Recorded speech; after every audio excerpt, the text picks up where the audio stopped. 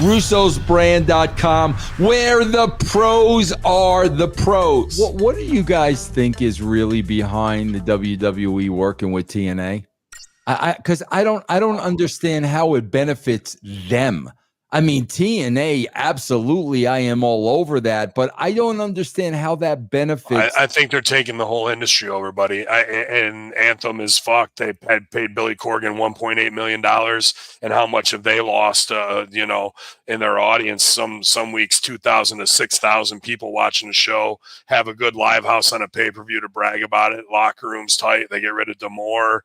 No one's going to step out of line against corporate culture. And WWE could come in and go, we'll put a couple people over there because it's cheap for them to let that company exist and get reps so they can cherry pick them, right?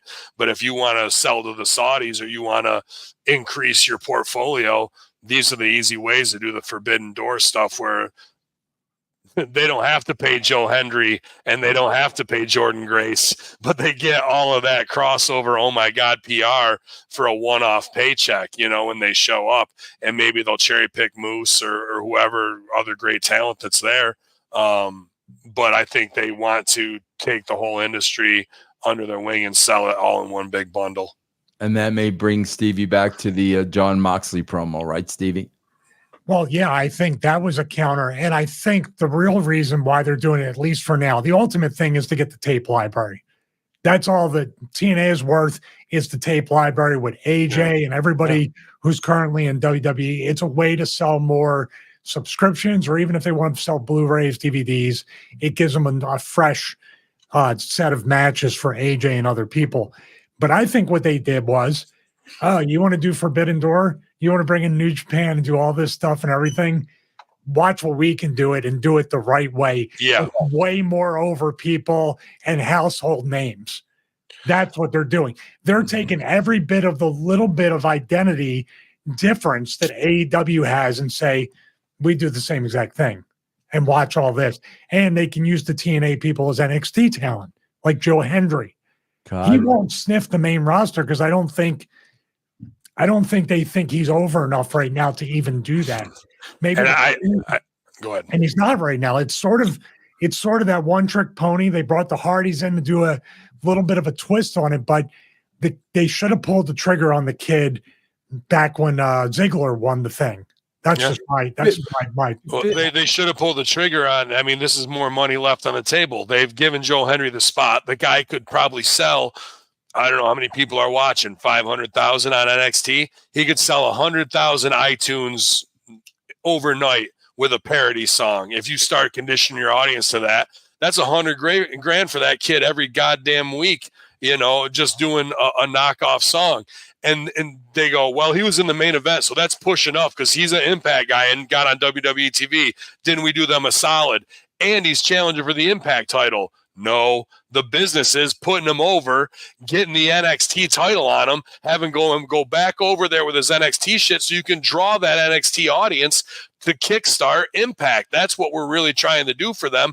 And then he wins the Impact title as well, and you show that entertainment and these crossover moments are how it should be done, not like Khan doing it. But WWE's ego gets in the way, and just because he was in the main, that's enough push. We couldn't put him over because this is real wrestling. Bro, think about this with what both of you guys are saying. With the money they got from Netflix, with the money they got from USA Network, with the money they got from Fox, even though they blew that deal.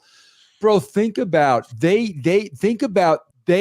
make the investment, whatever that cost, of buying a TNA, of buying an AEW. Yeah. Now, all of a sudden, those two brands are under the WWE umbrella.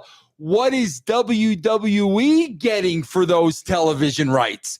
Right. They go to Netflix and go, we have the wrestling universe encompassed. Who wants it? Who wants TNA? Who wants AEW? Step right up. Because you have to get subs who aren't subscribed to Netflix to jump over there. And how are you going to entice them by just having Raw with no WWE library, with nothing? Where if they can come back on their next renewal or re-up and you want $7 billion because they've got all the indie properties, they've got all the New Japan libraries. Absolutely, I think that's what the move is. And then you have it all filled out. You have $7 billion or whatever, $8 billion price set. And then when it's all there and bundled, you sell it to the Saudis for 3 times as much for the 2030 project. That's not a bad business plan, Stevie, is it?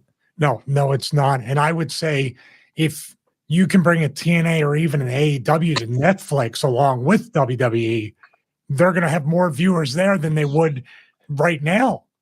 I mean, AEW on a good day is getting what? 600,000-800,000 on Dynamite, not even breaking 300,000 on Collision or Rampage. TNA, like Ben said, if they get 6,000 people, the one pay-per-view got what, 100 buys? Yeah. And even Tony Khan, I did just a quick, obviously we have a pool of Glengarry leads, but I ran a quick survey time. And 101 people responded, did you buy Wembley or did you stream it for free? 23% streamed it. 23% bought it, 77 streamed it. So he's losing out on 3/4 of his revenue. And maybe that's what Shane is there really talking to him about let's everybody gets to keep ownership of their company. We're going to put it all together. We'll all get a cut from Netflix and we'll all have our own community there. That's what they're trying to build out. The pat on the back is only a little bit of a change between this. Yeah. You can keep everything, Tony. Yeah. We're just good people. We're going to do it for you, buddy. Right. Yeah. Bince, the red carpet, Bince is rolled out for you. Bince, this big premiere on Netflix. Bince, the rise and continue to rise of Bince McMahon. The erection never stops growing, pal. That's what I'm saying. I'm ready for this, baby. The mastermind. The madman. They don't know who they're going to get on the red carpet, pal. I control all the puppet strings, even now. Even they think I was kicked off the board, brought back. There is no board bigger than me. Because you know why, Deuce? We're moving to Vegas, pal. Yeah. Bince, there's J-Lo, Bince. J-Lo came to the premiere, Bince. Yeah, I'm just a J-Lo myself, a gigolo. That's right. I'm not going to get tied down again, pal. There's plenty of whores over there. I heard Disco Inferno's got the hookup at the goddamn titty bar there, young writer. So we're gonna need you to get ready for a big night out of Bince, he'll even get you a free drink and a limo, Bince, if you just call Disco, Bince. Yeah, we're going to Thunder from Down Under, young writer. We can't wait to we're excited. Now I hate Get me Magic Mike. Now, did you guys call it the rise of Vince McMahon? The rise, double rise of Vince McMahon. Because I have the press release. By the way, Cody Rhodes and also Rob Van Dam commented about the documentary. I got to read that next. Oh, they're buried. They're quoting Netflix revealed more about the documentary series in a press release. So this is straight from Netflix. Mr. McMahon chronicles the rise and fall of Vince McMahon, controversial businessman, co-founder of WWE. Fake news. Sounds like AI to me right there, Deuce. Well, they're going to interview many iconic names in wrestling history, as well as journalists who uncovered McMahon's allegations.